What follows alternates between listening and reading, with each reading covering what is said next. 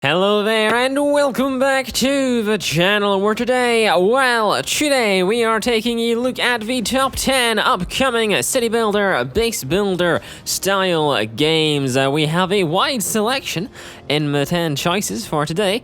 All are on their way to being released in development, so without any further ado, let's jump right into the first game. Firstly, we have a tiny game in the form of Tinytopia. Tinytopia is a miniature city building game allowing you to build an incredibly cute little town or a little city out of miniature toy-like buildings. There you go, that's why it's called Tinytopia. Tinytopia allows you to create your own custom cities or recreate real-life constructions instead. Alongside this, Tinytopia's physics system allows you to build buildings within buildings to create new and better looking, more kind of customized constructions for your city. Basically, like you merge buildings together to make a mega construction. As your city grows, there will be the threat of tornadoes, fires, meteors, storms, monster attacks, and much more. You'll have the power to create these or destroy these instead to defend your city, or let it burn and die in front of you like some evil movie, a madman that you probably feel like you are deep down. Anyway, Tinytopia has a prospective release date of anytime in 2020, so stay tuned. Builders of Egypt is an economic strategy city building game where you are tasked with building up an urban empire from the Egyptian dust. Ensuring you design an efficient city is a key to your success. However, as your city grows, you'll have to streamline your diplomacy and ensure your citizens support your political decisions. If you fail to manage these turbulent issues, you may end up in the midst of an all-out civil war, and no one likes a civil war at all. Alongside this, ensuring you build up an efficient resource production system is key. Without this, your trade output will be greatly diminished, or there will be no trade output, which will affect your city's ability to grow and affect your citizens' faith in you and your decisions. We recently in March had the release of the free-to-play demo of Builders of Egypt. This is called Builders of Egypt Prologue, and if I am still correct, it should still be available on the Steam store page. So if you want to give a little demo version of Builders of Egypt a go, then you can go and do that right now. At the end of the video, of course. You've got to watch the whole video. I mean, come on, you got to know what the other 7 games are here. It's 8, isn't it? Yeah, it's 8. Silicon City is another up-and-coming city builder with a neat little spin on the style. Silicon City features a retro city building style and graphics with a classical square building technique. I guess you call it blocks in America. Silicon City will place you as the mayor of this new city, starting with an empty area of randomly generated land where you'll have to encourage citizens to move in and populate your budding town, which will thus grow it and turn it into the city you hope it will be. The game features incredibly detailed little descriptions on citizens' lives with Twitter-like interfaces to see their worries, their complaints, and a detailed and unique background on each and every citizen that is within the game. It's like you get in city skylines, a little tweeter bot at the top. It works with that kind of concept, but it is heavily expanded upon with these kind of profiles for every single citizen, which is quite useful. It's also quite interesting if you go through the shots. Silicon City includes some rich management gameplay and incredible details such as that citizen background. It hopes to release in early access on the 10th of October 2020, one with an actual release date, which is pretty rare nowadays. Junk is a city management game with a rather interesting swing on the environment. The Earth part of planet Earth is noticeably absent, you'll find in Junk, as you float around on an eternally water-filled world. A bleak look at global warming, I guess. It's pretty bloody bleak. There's no Earth left. You manage a floating city of Junk, Junk City, as it's called, made up of 3 factions: the Moonshiners, the Motor Church, and the ACDC Anarcho-Communistic Democratic Community, which is Quite the mouthful, apparently. Your job is to manage the power of these three groups and get them to work together to build up a prosperous city from the foundations of a junk-filled water world. Upgrading your city with research will be key to building new technologies and capabilities to provide for your population in these desperate and very barren times.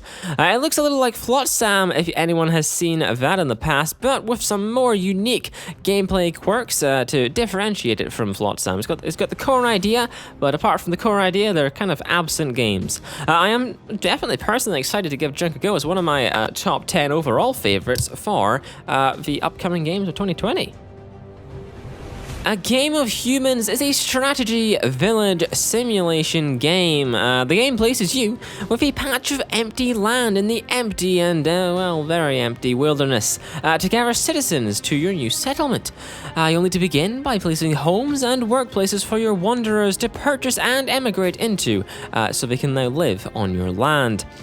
As your village grows, you will make more money, allowing you to create jobs to further your village's development. And as you continue this process, your village will start snowballing into a successful and ever-growing settlement. The game, however, has an interesting mechanic. Your citizens will live out their lives as their AI sees fit. Your only way to influence their actions in their short-lived lives is through the powers you behold in faith. Placing blessings or curses on people or objects of your village to twist people's beliefs and turn their faith hopefully towards you. It's almost kind of reminiscent of Goddess, with these kind of faith point systems being a staple of the game. The game is sledged for a June 2020 release date, so if I end up being late with releasing this video, it may even be out by now. Airborn Kingdom was a recently announced game featured on the PC game show. Airborn Kingdom is a strategic city builder, kind of base builder, with a unique mechanic of placing you on what is a flying city. It's like junk, but the roles are reversed. Instead of a barren water-filled landscape, you have a barren, dry landscape. While written details on the game, such as its Epic Games Store page, are kind of scant at the moment, Airborn Kingdom is said to allow you to establish and grow a clan, developing new and innovative technologies to uncover lost kingdoms around the globe, all as you explore barren landscapes from a farmer world utopia. The images and footages for Airborn Kingdom look damn good, so here's hoping it lives up to some people being me, and their high expectations for its release. It hopes to release before the end of 2020 onto the Epic Games Store and can be purchased for $15.99 right now.